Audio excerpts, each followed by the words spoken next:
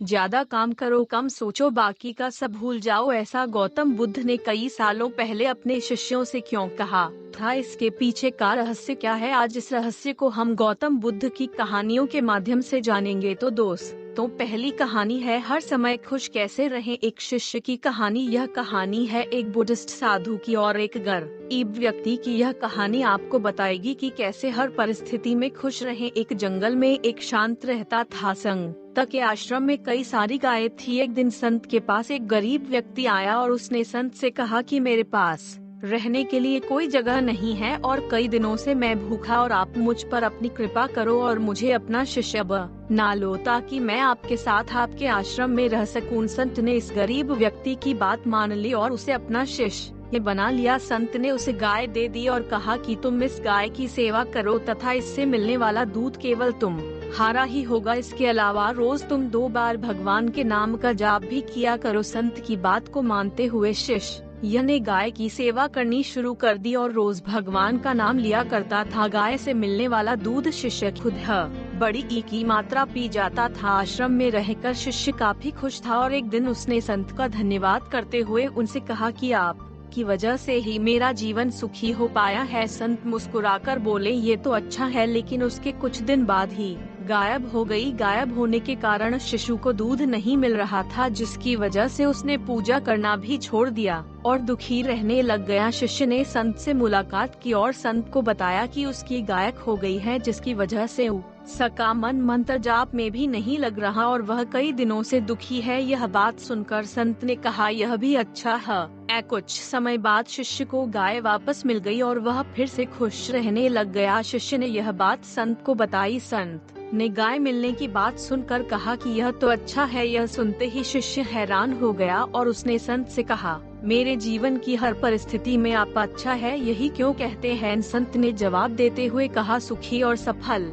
जीवन पाने के लिए सुख हो या दुख, हर समय प्रसन्न रहना चाहिए। जीवन में आई बुरी स्थिति में अपने आप को दुखी नहीं रखना चाहिए। जब हम हर समय खुश रहते हैं तब जीवन से दुख का अनुभव स्वतः खत्म हो जाता है। संत की यह बात सुन शिष्य को समझ आ गया कि जीवन में चाहे कैसी भी परिस्थिति क्यों न हो, हमें सदैव प्रसन्न ही रहना चाहिए। ऐसा करने से दुख महसूस नहीं होता और खुशी के साथ जीवन कट जाता है। तो दोस्तों, चलिए बढ़ते हैं हमारे बड़ी ई की मात्रा दूसरी कहानी की तरफ। दूसरी कहानी है साधु और राजा की कहानी। बहुत समय पहले की बात है। एक राज्य में एक दयालु राजा राज्य करता था। वह प्रजा का हितैषी था। प्रजा का हित उसके लिए सर्वोपरि था। वह हमेशा इस प्रयास में रहता कि उसकी प्रजा को कोई समस्या, कोई परेशानी ना हो, सभी सुख चैन का जीवन बसर करें। उसके शासन में प्रजा प्रसन्नता और सुख से जीवन व्यतीत कर रही थी। राजा वेश बदलकर राज्य भ्रमण पर निकलता और प्रजा की स्थिति के बारे में पता करता। यदि उसे पता चलता कि प्रजा किसी प्रकार के कष्ट में है तो वह उन कष्टों को दूर करने का प्रयास करता। एक बार माह इसी प्रकार वेश बदलकर राज्य भ्रमण पर निकला। भ्रमण करते करते वह एक जंगल से गुजरा और रास्ता भटक गया। उसके सैनिक पीछे छूट गए और वहाँ अकेला रह गया। रास्ता ढूंढता हुआ वह एक स्थान पर पहुँचा। उसने देखा कि वहाँ एक कुटिया बनी हुई है। राजा को भूख लगाई थी। उसने सोचा, यहाँ अवश्य भोजन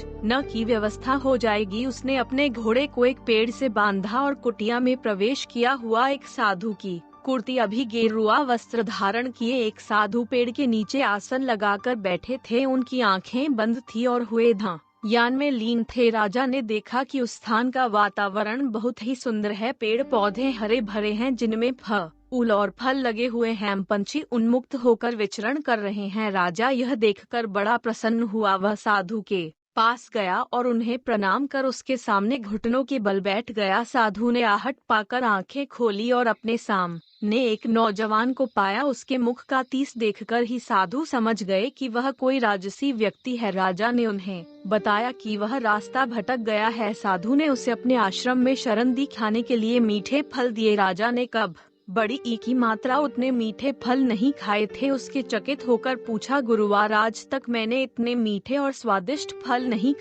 इनके इतने मीठे होने का कारण क्या है? साधु ने कहा, इस राज्य का राजा अत्यंत दयालु और न्यायप्रिय है ही, इसलिए यह इतने मीठे हैं। जब तक वह अपनी प्रजा का हितैषी रहेगा, दीन दुखियों का सहायक रहेगा, यह फल ऐसे ही मीठे रहेंगे। राजा को यह सुनकर बड़ा आश्चर्य हुआ। उसके लिए इन बातों पर विश्वास करना कठिन था। जब साधु से आज्ञा लेकर वह लौटा तो उसने निश्चय किया कि वह इस बात का परीक्षण अवश्य करेगा। उसे अपने सैनिक मिल गए जो जंगल में उसे ढूंढ रहे थे। वह अपने राज्य वापस लौट गया। वापस लौटने के बाद उसमें प्रजा पर जुल्म ढाने और बढ़ाऊ की मात्रा कर दिए। उसने किसानों का लगान बढ़ा दिया और प्रजा पर नाना प्रकार के कर लगा दिए। अब वह अपना धन भोगविल आस में खर्च करने लगा और प्रजा की ओर से उदासीन हो गया। प्रजा पर अत्याचार बढ़ने लगे तो पूरे राज्य में त्राही त्राही मच गई। कुछ दिनों बाद राजा फिर जंगल में उसी साधु की कुटिया में पहुंचा। इस बार उसने देखा कि वहाँ का वातावरण भिन्न है। पेड़ पौधे सूख चुके हैं, फूल मुरझा गए हैं, फल सड़ चुके हैं। देखकर चकित रह गया। वह साधु के पास गया और उसे प्रणाम किया। साधु ने उसे खाने के लिए फल दिए। इस बार फलों का स्वाद कड़वा था। राजा ने साधु से इसका कारण पूछा। साधु ने कहा, इस राज्य का राजा बात पहले जैसा नहीं रहा। उसे प्रजा के हित का कोई ख्याल नहीं है। वह प्रजा पर अत्याचार करने लगा है। उसके प्रति प्रजा के मन में कड़वाहट बस गई है।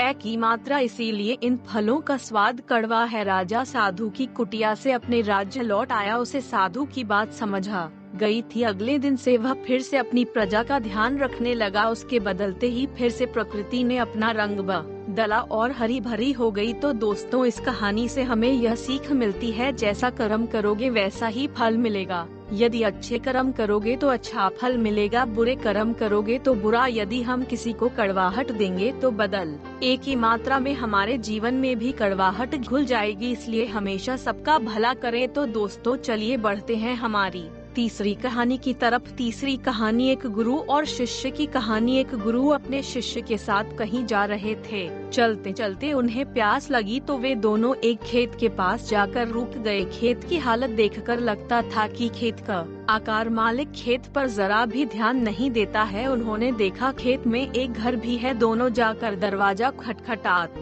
एक ही मात्रा है। घर में से एक आदमी, उसकी पत्नी और 2 बच्चे बाहर आते हैं। इन सभी ने फटे पुराने कपड़े पहने हुए होते हैं। गुरु कहते हैं, क्या हमें पानी मिल सकता है? काफी प्यास लगी हुई है। व्यक्ति उन्हें पानी लाकर देता है।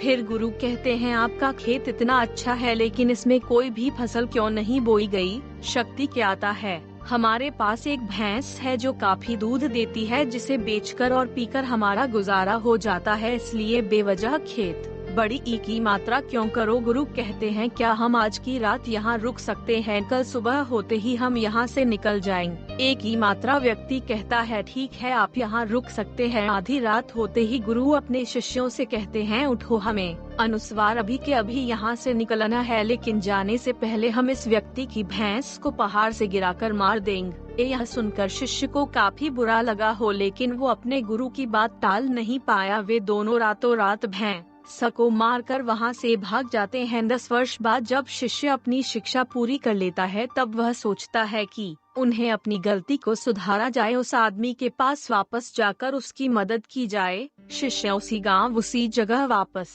जाता है और देखता है वहाँ के सारे खेतों में दूर दूर तक काफी फल लगे हुए हैं और वहाँ एक बहुत बड़ा घर भी है। शिष्य को लगता है शायद वो आदमी सब कुछ बेच के यहाँ से जा चुका होगा। शिष्य वहाँ से वापस जाने लगता है। तभी वहाँ घर के आगे एक बैलगाड़ी आकर रुकती है। बैलगाड़ी में से वही व्यक्ति बाहर आता है जिससे शिष्य 10 साल पहले मिला था। शिष्य उसके पास जाकर कहता है, आपने मुझे पहचाना? मैं 10 साल पहले आपसे मिला था। व्यक्ति कहता है, था, उस दिन को मैं कैसे भूल सकता हूँ? शिष्य कहता है, आप तो बहुत गरीब थे, आखिर आप इतने अमीर कैसे बनेंगे? व्यक्ति कहता है, क्या बताऊं, आपके जाने के बाद मेरी भैंस की मौत हो गई। मैं कुछ दिन काफी दुखी रहा, परेशान रहने लगा, लेकिन जीवन जीने के लिए कुछ तो करना ही था। मैं लकड़ियां काटकर बेचने लगा, जिससे कुछ पैसे आए तो मैंने खेत की बुआई कर दी। फिर उसे और पैसे आए तो मैंने सारी जगह खरीद ली और फलों की बुआई करवा दी और आज मैं आसपास के इलाकों में फलों का सबसे बड़ा व्यापारी हूँ और मेरे पास लाखों रुपए हैं। अगर उस दिन भैंस की मौत नहीं हुई होती तो आज मैं इतना सफल नहीं हुआ होता। दोस्तों, इस कहानी से यह साफ पता चलता है कि जीवन में हर परेशानी आपके लिए एक बड़ा मौका लेकर आती है। अगर अभी आपके जीवन में परेशानी आई है तो यकीन मानो एक बहुत बड़ी सफलता भी अपने साथ लेकर आई है। यकीन मानिए, बुरे वक्त में अपने हिम्मत नहीं है आ रही तो आने वाले समय में आप बेहद सफल होने वाले हैं। अगर आपको यह कहानी अच्छी लगी है तो और लोगों और अपन एक ही मात्रा करीबी दोस्तों के साथ शेयर करें। तो दोस्तों, चलिए बढ़ते हैं हमारी चौथी कहानी की तरफ। चौथी कहानी, पहले अपनी नजर को बदलो। एक बार एक बहुत बड़ा नेता एक साधु के छोटे से आश्रम में गया। वह साधु के बारे में बहुत सुना था तो उसके मन में आया कि मैं एक बार जाकर देखता हूँ कि लोग उसकी इतनी तारीफ क्यों करते हैं। जब वह उस आश्रम में गया तो वहाँ पर एक छोटा सा कमरा था जहाँ पर एक कालीन बिछा हुआ था। वहाँ पर कुछ लोग नीचे बैठे हुए थे और साधु जी सामने बैठे हुए थे। कुछ सवाल जवाब चल रहा था। वह नेता उस आश्रम में आया और उसने के साथ में 4 बॉडीगार्ड भी थे और उसकी आदत थी कि जहाँ पर भी वह जाता था लोग अपनी जगह से खड़े हो जाते थे और उसकी तरफ देखते थे, हाथ जोड़ते थे और सर झुकाते थे। लेकिन यहाँ पर ऐसा कुछ भी नहीं हुआ। साधु व्यस्त होने के कारण उसकी तरफ देखा तक नहीं। तभी नेता को लगा कि यह मेरी बेइज्जती है और वह इस बात से गुस्सा हो गया। नेता ने धागों से साधु की बात को बीच में काटते हुए कहा कि मैं आपसे कुछ कहना चाहता हूँ। साधु ने उसकी तरफ देखा और बोला, आप थोड़ी देर रुकी, पहले मैं इनके सवाल का जवाब दे दूं, उसके बाद मैं आपसे बात करता हूँ। तब तक आप अगर चाहे तो आप बैठ सकते हैं। बस साधु का इतना कहने की देरी थी। नेता का चेहरा गुस्से एक ही मात्रा से लाल हो गया और फिर उसने अपना सारा गुस्सा उस साधु पर निकाल दिया। अभी तक वह नेता बहुत गर्मी से आप कहकर के बात कर रहा था, लेकिन अब वह तो 8 पर उतर आया। नेता ने उस साधु को कहा, तुझे पता भी है मैं कौन हूँ और तू किससे बात कर रहा है? साधु ने उसकी तरफ देखा और कहा, मुझे इससे कोई फर्क नहीं पड़ता है कि आप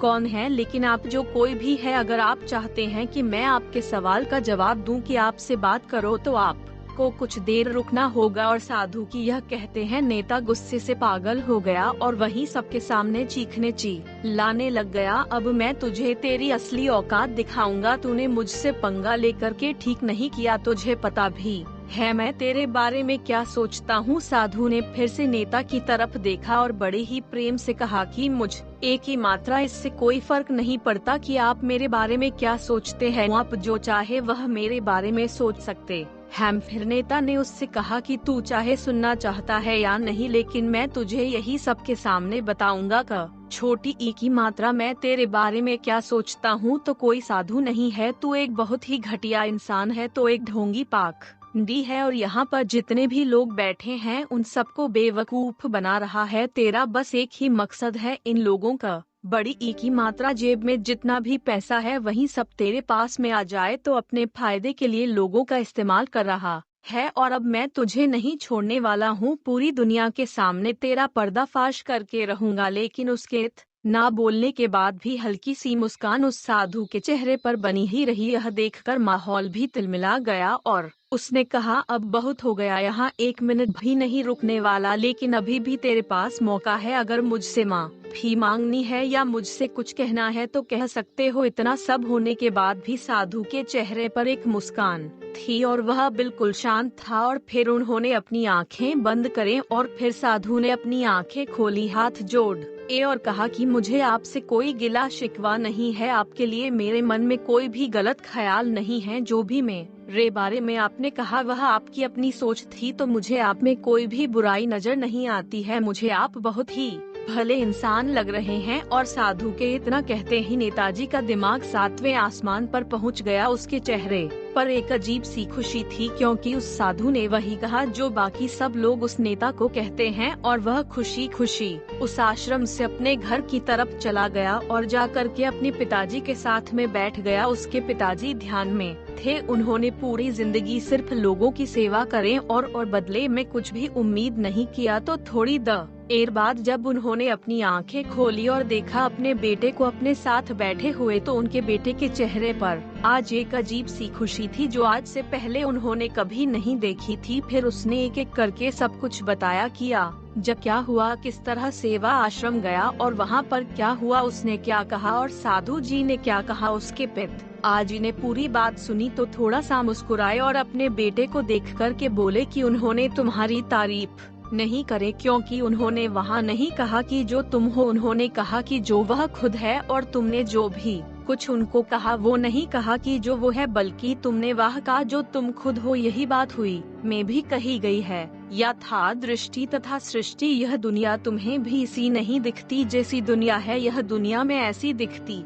है तुम्हें जैसे तुम खुद हो। जिसकी नजर जैसी है उसके लिए यह दुनिया वैसी ही है। तो अगर तुम अपनी दुनिया को बदलना चाहते हो तो उसका सिर्फ एक तरीका है, अपनी नजर को बदलो। तो दोस्तों चलिए बढ़ते हैं हमारी 5 हुई कहानी की तरफ। 5वीं प्रेरणादायक कहानी है 7 महत्वपूर्ण संदेश तो बदल सकते हैं आपकी दुनिया। यह कहानी है सफलता और समृद्धि की कहानी। एक वकील की उसकी सफलता से शुरू हुई और उसके व्यक्तित्व की समृद्धि पर समाप्त हुई। एक वकील जूलियन जो सफलताओं की ऊंचाइयों को छू रहा है, लाखों करोड़ों की संपत्ति है, लेकिन फिर भी जीवन में खुशी और संतुष्टि का अभाव है। जीवन की वास्तविक खुशी ढूंढने के लिए वह भारत आता है और हिमालय पर जाकर एक संत से मिलता है तो उसे सच्ची खुशी का रहस्य बताता है और कहता है यह शिक्षा अपने तक सीमित न रखकर तुम्हें सब में बांटनी होगी। जब वह वापस आता है तो उसके जीवन से निराशा और उदासी दूर हो चुकी होती है। तब उसका दोस्त जॉन उससे पूछता है कि तुम्हें यह परिवर्तन कैसे आया। तब जूलियन उससे सारी कहानी बताते हुए उस संत की शिक्षा के बारे में बताता है। आपको भी अपने जीवन को सुखमय बनाने के लिए उन 7 मूल मंत्रों को जानने की आवश्यकता है जो आज हम आपको यहाँ बताने जा रहे हैं। पहला मंत्र सकारात्मक सोच और मस्तिष्क पर नियंत्रण। आप अपने आसपास सकारात्मकता कभी महसूस कर सकते हैं जब यह आपके भीतर मौजूद हो। अपने मस्तिष्क से निराशा, नकारात्मक सोच और अतीत की कड़वी यादों का बोझ को हमेशा के लिए निकाल दो। खतरे को दिमाग में जमा न होने दें। हर वक्त सकारात्मक सोचना ही आपकी सफलता की ऊंचाई को तय करता है। सकारात्मक विचार आपकी रचनात्मकता से भी परिचित कराएंगे जो आपके जीवन को बेहतर बनाएंगे। याद रखें कि आपके जीवन की गुणवत्ता आपके विचारों की गुणवत्ता पर भी निर्भर करती है। जब आप दिमाग पर और सोच पर नियंत्रण हासिल करेंगे तब आपको की मात्रा वह ऊर्जा प्राप्त होगी जो आपके सपनों को पूर्ण करने में सहायक और जरूरी होगी। इसलिए मस्तिष्क पर नियंत्रण करना जरूर आना चाहिए। दूसरा मंत्र लक्ष्य निर्धारण और उस पर केंद्रित रहना। लक्ष्य के बिना जीवन अधूरा आकार होता है क्योंकि आपको पता ही नहीं होता कि आप क्यों जी रहे हैं, आपकी जिंदगी का मकसद क्या है। याद रखिए मंजिल तक पहुंचने के लिए मंजिल की होना भी जरूरी है। इसीलिए एक लक्ष्य अवश्य निर्धारित करें और उस तक पहुंचने के लिए सही रास्तों का चयन करें। बीच रास्ते में यदि किसी की मदद की जरूरत महसूस हो तो हिचकिचाएं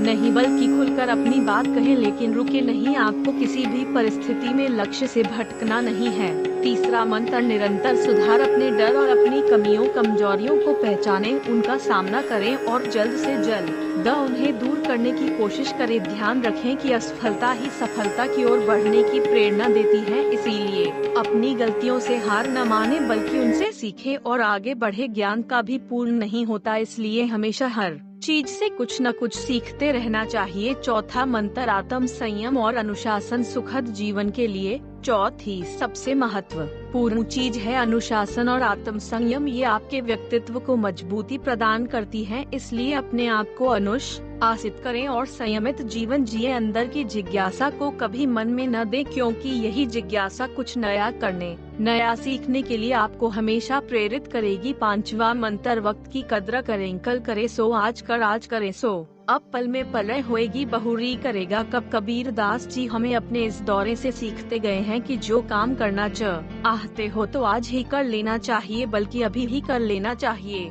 दोस्तों बीता हुआ समय कभी लौट कर नहीं आता, इसलिए उसकी अहमियत समझिए और समय का सदुपयोग करें। अभी बहुत समय है, अभी बहुत समय है। यही सोचते सोचते हम अपना कीमती समय बिता देते हैं। काम को टालने की बुरी आदत से बचें क्योंकि इससे आप अपना काफी समय बर्बाद कर देते हैं। प्राथमिकताएं तय करें और उसी अनुसार अपना हर काम करें। छठा मंत्र सकारात्मक व्यक्तित्व रखें। बुरे वक्त में अगर कोई चीज काम आती है तो वह है आपका सकारात्मक व्यक्तित्व। हमेशा याद रखें कि अभी भी कुछ नहीं बिगड़ा है। सकारात्मक सोचना शुरू करें। जो बीत गई सो बात गई, लेकिन आज का समय केवल आपका है, इस पर केवल आपका ही नियंत्रण है। साथ ही स्वार्थ की भावना से बचते हुए दूसरों की भी मदद जरूर करें। दूसरों की मदद करके खुशी और संतुष्टि का अनुभव आप करेंगे, वह लाखों रुपयों की कमाई से भी बढ़कर होगा। हुआ मंत्र अपने आज को भरपूर चाहिए। यकीन मानिए, छोटे छोटे पलों में खुशियाँ ढूंढ लेंगे तो ही बड़ी खुशियाँ प्राप्त कर आएंगे। हर पल में कुछ नया ढूंढ रहे, हर पल को जिंदादिली से जी है और हर पल का जश्न मनाएं। चाहे वह दोस्तों के साथ घूमने, पत्नी के साथ चाय पर गपशप हो या प्रेमिका के साथ रूठना मनाना हो, हर वक्त को एंजॉय करें। आज के बिताए हुए खुशनुमा पल ही भविष्य की सुनहरी यादें बनकर हमें खुश करते हैं। अपनी खुशियों को दीपक की लौ मानिए, जिसे आपको बुझने नहीं देना है। ध्यान रखें कि हमारी खुशियों की चाबी केवल हमारे पास होती है। सफलताओं से शिक्षा लेकर कड़वे अनुभव को शिक्षक मान कर दें। अच्छी यादें बरसाकर बस आगे बढ़ते जाइए। तो चलिए बढ़ते हैं हमारी छठी कहानी की तरफ। छठी कहानी है, जब तक अच्छी बातों को अपने जीवन में नहीं उतारेंगे तब तक इनसे कोई लाभ नहीं मिलेगा। बुद्ध से एक व्यक्ति ने कहा कि तथागत, मैं रोज आपके प्रवचन सुन रहा हूँ, लेकिन मुझे इसका कोई लाभ नहीं मिला। एक व्यक्ति गौतम बुद्ध का प्रवचन सुनने रोज जाया करता था और बंदे भी ही ध्यान से उनकी बातें सुनता था। बुद्ध अपने प्रवचनों में लालच, मोह और अहंकार छोड़कर जीवन में सुख शांति बनाए रखने की बातें किया करते थे। एक दिन वह व्यक्ति गौतम बुद्ध के पास आया और बोला कि तथागत, मैं लगभग 1 माह से आपके सभी प्रवचन सुन रहा हूँ, क्षमा करें, उनका मुझ पर कोई असर नहीं हो रहा है। आपकी ही गई है एक बात सत्य है, लेकिन फिर भी मुझ पर इनका कोई असर नहीं हो रहा है। इसका क्या कारण है? क्या मुझ में कोई कमी है? गौतम बुद्ध ने शांति से उसकी बातें सुनी और उस व्यक्ति से पूछा कि तुम कहाँ रहते हो? उस व्यक्ति ने उत्तर दिया कि मैं श्रावस्ती में रहता हूँ। बुद्ध ने पूछा, ये जगह यहाँ से कितनी दूर है? उस व्यक्ति ने जगह की दूरी बताई। इसके बाद बुद्ध ने फिर पूछा, तुम यहाँ कैसे जाते हो? व्यक्ति ने बताया कि कभी घोड़े पर, कभी बैलगाड़ी पर बैठकर जाता हूँ। बुद्ध ने फिर पूछा कि तुम्हें वहाँ पहुँचने में कितना समय लगता है? एक ही मात्रा व्यक्ति ने पहुँचने का समय भी बता दिया। इसके बाद बुद्ध ने अंतिम प्रश्न पूछा कि क्या तुम यहाँ बैठे ही श्रावस्ती पहुँच सकते हो? बुद्ध ने कहा कि सही बात है, हम चलकर ही हमारे लक्ष्य तक पहुँच सकते हैं।